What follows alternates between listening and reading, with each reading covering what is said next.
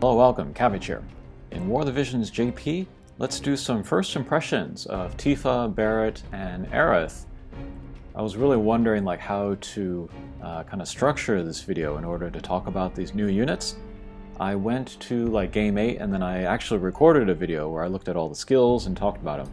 But after I was done I was like, it's not very interesting. So what I'll do here is that I will talk about the characters that I have, looking at their skills, kind of like real top view stuff, kind of sharing some first impressions from my point of view and then other stuff that I've heard from other JP players. If you have not watched my video where I pull for Barrett, watch that first because you don't want to be spoiled about which characters I have and do not have. And then Cloud, I'm not going to talk about him here, but I've gone against him a few times in Arena and I'm going to continue to go against him. He's like my main target to think of counters for, so I figure I can talk about him then. But first I wanted to finish up Barrett's 9-step. Although before we do that, we got Tifa here. And although the 3D model is very good, the way she stands is wrong. It's not Tifa. She's always like crossing her legs or got one foot back on her toe, or she's holding one hand in the other or something. Or her head is tilted or something. She's never just real stock straight like this. It's very awkward, and the person they got to do the motion capture for Tifa didn't really get the posture right. But anyway, let's do the last 2 pulls for Barrett. We're going to turn off animations.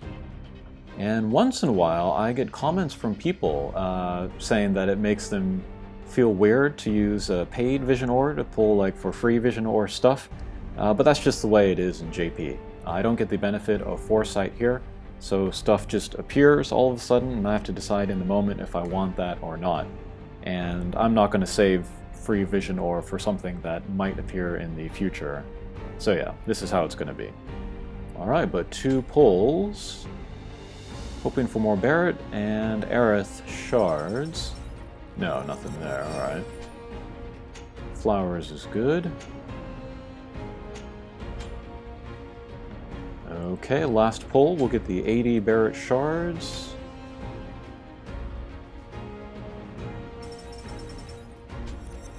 And more flowers, okay, fine.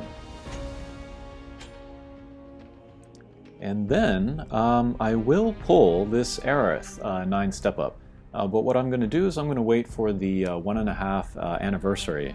My guess is that they will reintroduce those orange Vision Ore packs. I'm probably going to skip everything else about the 1.5 anniversary, unless there's a nice Vision card. But if I can get those, half price Vision Ore packs, then I can use that for Aerith, get shards for her.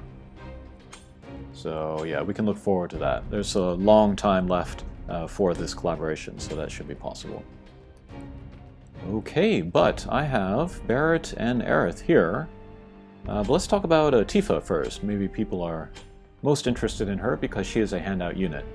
And she'll get all the stuff like the limited time hard quests, the bingo board and stuff, so yeah. But she is a medium range, strike-based attacker that is also a bruiser with some capability to evade.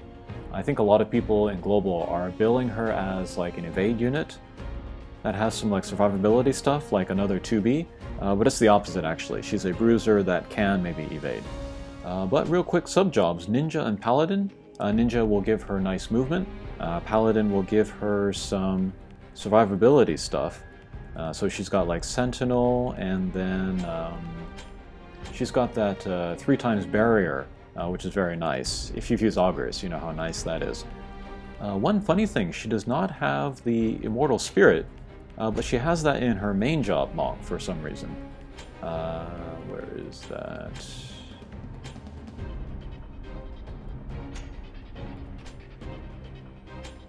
Here we go. Yeah, it's in her sub-job of the Monk Final Fantasy VII version, so if you wanted that, you'll have to use this instead of Paladin.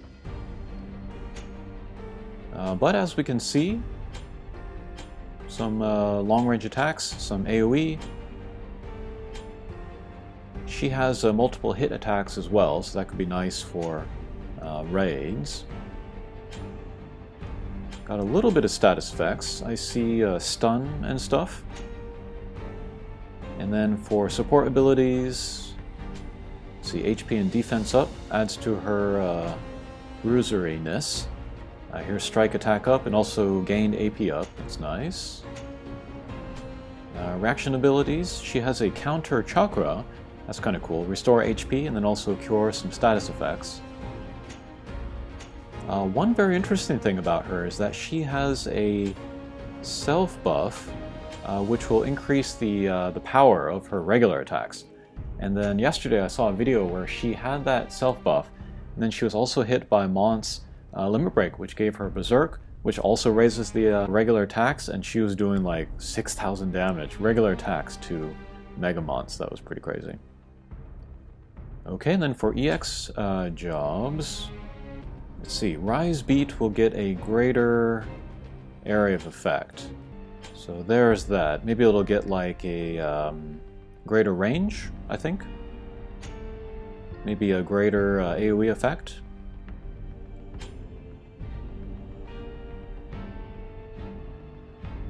And then here's another self buff. We'll give her defense penetration, and again raise the damage of her regular attack.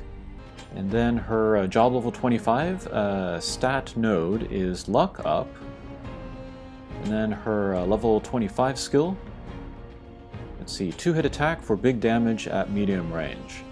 If you do want to go for Tifa, I would say try to get her as high as you can, because you do want that for damage dealers, more than like a support character, so. Yeah, she looks very solid for a handout unit. Okay, next we can look at Aerith. Her, I am going to build up to Limit Break 4, and I think I'm going to stop there. I was actually lucky with how the polls turned out, and then my plans for raising units, because I feel like with support characters, they don't need these stats as much. And then at Limit Break 4, she can get access to the whole kind of base board, and so her sub-jobs of Time Mage and then Rune Knight, she can get access to all of those skills. And like no matter how high her levels go, it's not going to make, you know, like Quick better or like her support abilities better, so yeah, I'm fine with her 89, and then I'll slow build her from there. But main job is the White Mage 7 version. She has 2 attacks in her main job of White Mage. She has Judgment Ray, this goes out straight ahead, has a 2 verticality, which is okay. Medium damage will lower AP as well. And then I think it's her sub-job. Right, Innocent Force. Long range, big AoE, also medium damage. Yeah, with her main jobs, those are her only 2 attacks. However, she has the highest magic value in the game. It's like even 100 higher than Helena.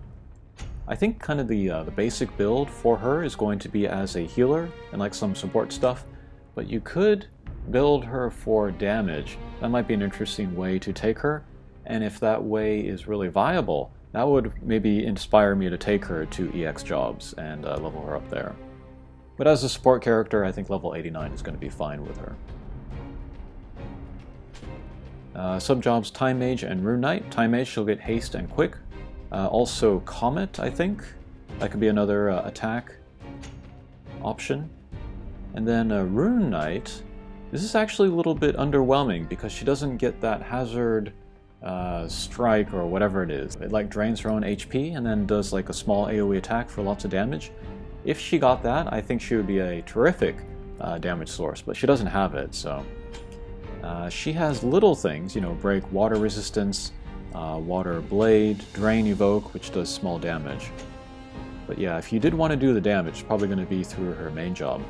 And then her limit break also is healing. It's not an attack like Yuna, so she's very much more a support character compared to like Yuna, or Rosa for that matter.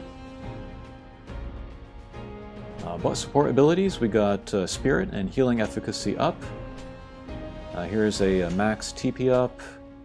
Let's see, we got Sharp Mind, that could be a good one. Spirit Penetration up and Accuracy up. That could be good for if you want to do a damage build with her. Her accuracy is low, actually, so this might be good for her. No 100% hit attacks either. And then some quick cast, and then also immunity to like slow and stop and quick and stuff. And then her too, she has a reaction heal. This is AoE, so she can heal some teammates, but super small, it says the amount, so I would not expect Eon Bond healing from here. And then EX Jobs, Judgment Ray will get upgraded. Has a chance of don't move. That's fine, but it's not a reason to take her to EX Jobs, I would say. And then her Prayer will also get upgraded.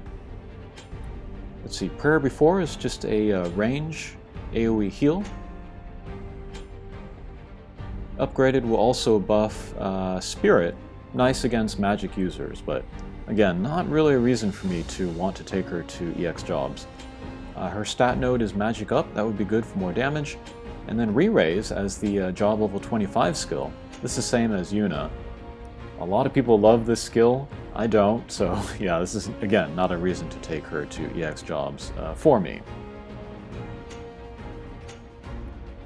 But I did use her in Phoenix yesterday, the 3-star there, and she was very useful. Especially her AP heal. She was just using that on my Christmas Ramada so she could get out more punching attacks. That turned out to be very helpful, so maybe I want to give another look at EX Ayaka. Okay, last is Barrett. He has a support ability where he can get initial hate, passive hate. I would use that more just to kind of screw with people's AI in the first few turns, rather than use him as a tank. You can build his defense, but that's not going to be very good against Cloud. And then he's missing a lot of other stuff, like barriers, or Sentinel, or Immortal Spirit, and all that. So yeah, stats is one thing, but abilities really makes a tank. So I would use him more as maybe a bruiser, or even just try to keep him back. Use him more as like a ranged character, with some nice damage, some nice status effects, maybe like a really buff Mustadio. But even though he is not amazing, he kind of falls into that trap where like a character is like kind of good at lots of different things, but not like excellent at anything. But I'm still going to level him up and try to get the most out of him. He'll be fun to use.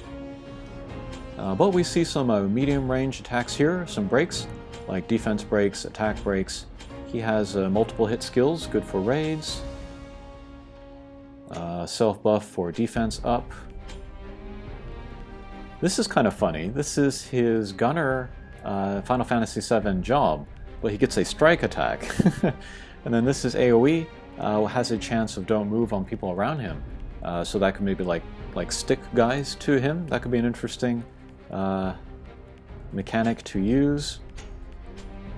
And then a sub-job regular Gunner. This can help him with his range, more status effects. And then Pugilist, if you want to get in close, get a second type of damage type. This could be good against maybe certain tanks and stuff.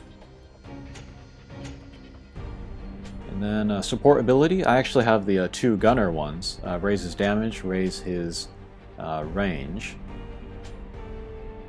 But he also gets some stuff like defense up. Here's the hate up. This could be good for auto PvP. More HP up and attack up.